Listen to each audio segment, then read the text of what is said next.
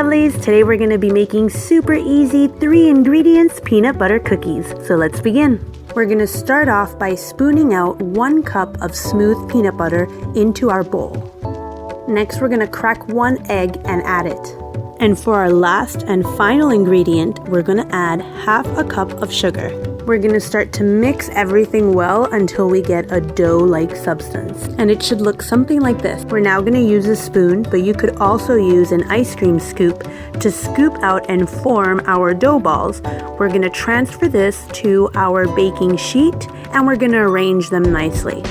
And finally, we're going to use a fork to create the crisscross signature pattern of the peanut butter cookie.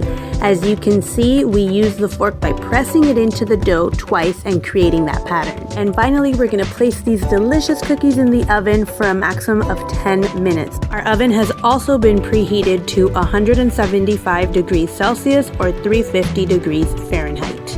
And voila, we have our delicious, chewy, homemade peanut butter cookies.